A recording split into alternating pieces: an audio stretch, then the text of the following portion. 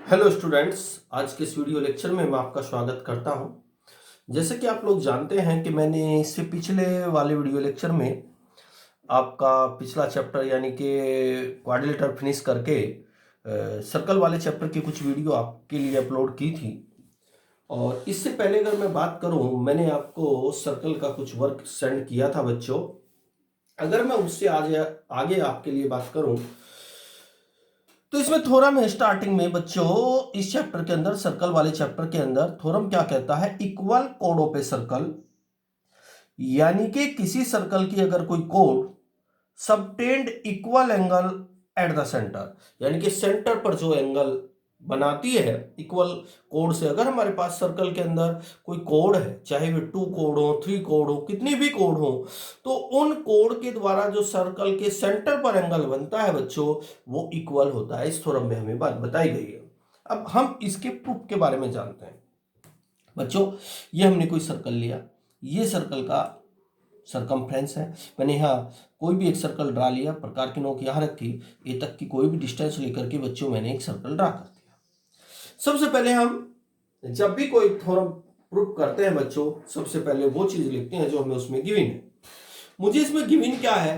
2 equal कोड A B and C D. मैंने एक कोड ए बी और एक कोड सी डी ड्रा की। ए बी की जो लेंथ है वही लेंथ मैंने सी डी की रखी। इस कोड को आप इधर भी ड्रा कर सकते थे, लेकिन आपको इक्वल रखनी है। सपोज करो ए बी की लेंथ 6 सेंटीमीटर है, तो सी डी की लेंथ भी आपको 6 सेंटीमीटर ही रखनी है। ओपे सर्कल विद सेंटर ओ के रेस्पेक्ट में। अब बच्चों, मुझे प्रूफ क्या करना है? मुझे प्रूफ करना है कि एंगल ए ओ बी अर्थात बच्चों ये वाला एंगल, मुझे प्रूफ करना है एंगल ए ओ बी अर्थात ये वाला एंगल इक्वल है एंगल सी ओ डी अर्थात इस वाले एंगल के इक्वल। ये बात मुझे प्रूफ करनी है। तो एक्चुअली जब मैंने ये कोड ड्रा की ए बी, फिर मैंने कोड सी डी ड्रा की, तो ए बी से सर्कल के सेंटर पर एंगल बना। तो सर्कल के सेंटर पर एंगल बनाने के लिए ए से ओ को मिलाया गया, बी से ओ को मिलाया, तो एंगल ए ओ बी मेरा बन गया।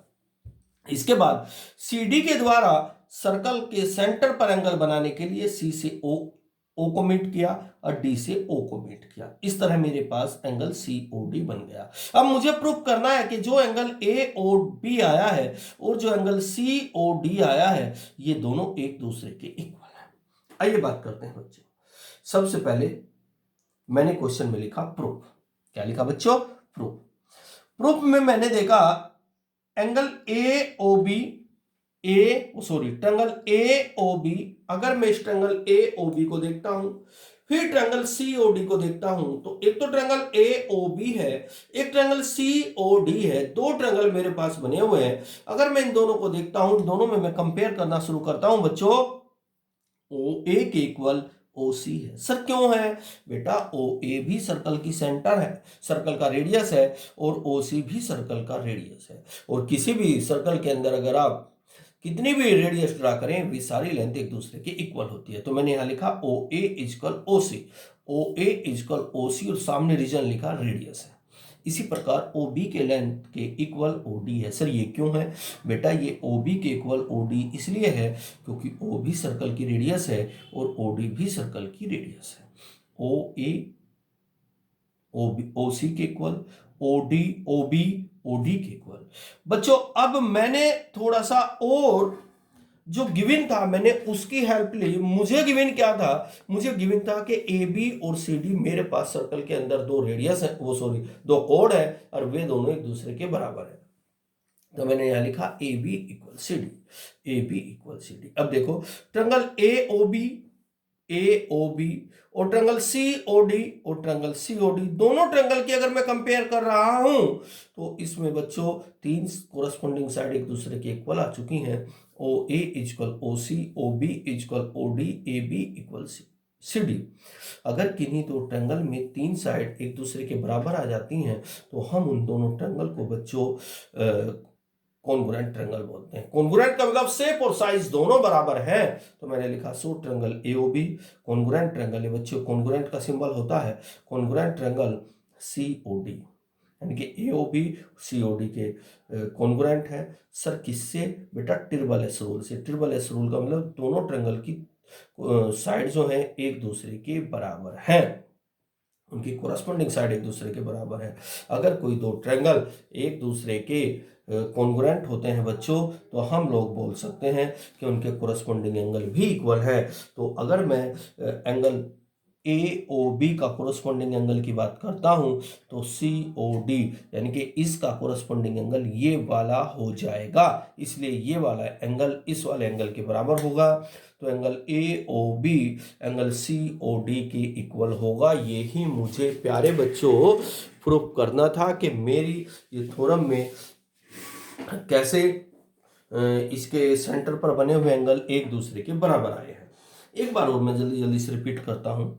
क्वेश्चन में मुझे कहा गया था, क्या कहा गया था बेटा? मुझे क्वेश्चन में कहा गया था equal code of a circle. अगर हमारे पास कोई सर्कल है और उसकी हम दो कोई कोड एक दूसरे के इक्वल लेते हैं, तो इक्वल कोड से जो सर्कल के सेंटर पर एंगल बनता है वो इक्वल होता है। तो मैंने एक सर्कल ड्रा किया, सर्कल के अंदर मैंने एक कोड AB ली, एक कोड बच्चों मैंने CD ली। तो जो AB की लेंथ है वही लेंथ मैंने CD की ली। फिर मैंने A से O को मीट किया, O मेरा सेंटर है। B से O को मीट किया तो OB मेरी रेडियस हो जाएगी। इसी प्रकार O से D को मिलाया, O से C को मिलाया। इस प्रकार मेरे पास एक ट्रायंगल ये बन जाएगा और एक ट्रायंगल ये बन जाएगा। सबसे पहले मैंने गिवन लिखा। बच्चों मुझे गिवन क्या है? मुझे गिवन है टू इक्वल कोड AB एंड CD। गिवन में AB और CD मैंने दो इक्वल कोड ली। O पे सर्कल विद सेंटर O, और इस सर्कल का जो सेंटर है सेंटर O के साथ, मतलब सेंटर O के लिए OB और CD दोनों कोड एक दूसरे के इक्वल है। मुझे प्रूफ क्या करना है? मुझे प्रूफ करना है angle AOB equal angle COD equal angle COD। तो AOB एंगल COD के इक्वल है, ये बात मुझे प्रूफ करनी है। तो मैंने प्रूफ लिखा। इन ट्रायंगल AOB और COD, angle COD, angle AOB और एंगल COD दोनों में मैंने कंपेयर किया। कंपेयर करने से मैंने OA बराबर OC रखा। OA बराबर OC सर क्यों लिया? क्योंकि ये दोनों सर्कल की रेडियस है। OB बराबर OD लिया। OB बराबर OD सर इनको क्यों लिया बेटा? ये भी रेडियस है। अब AB के बराबर मैंने CD लिया। सर क्यों लिया? ये बुक वाले ने मुझे कहा था कि AB के इक्वल CD है, यानी कि जो AB कोड है उसकी लेंथ CD के इक्वल है।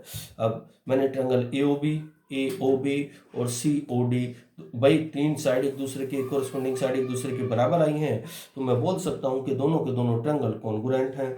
सर किस रूल से? ट्रिपल एस रूल से। अगर कोई दो ट्रायंगल कॉन्ग्रुएंट ट्रायंगल आ जाते हैं तो उनके कोरस्पोंडिंग साइड एक दूसरे के इक्वल होते हैं।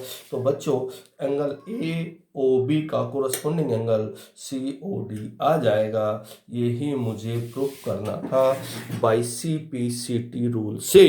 ओके स्टूडेंट्स, इस तरह मैंने थ्योरम समझा दी है और कल मैं आपको इससे अगले वाली एक्सरसाइज के क्वेश्चन वीडियो लेक्चर के माध्यम से ही समझाने वाला हूं।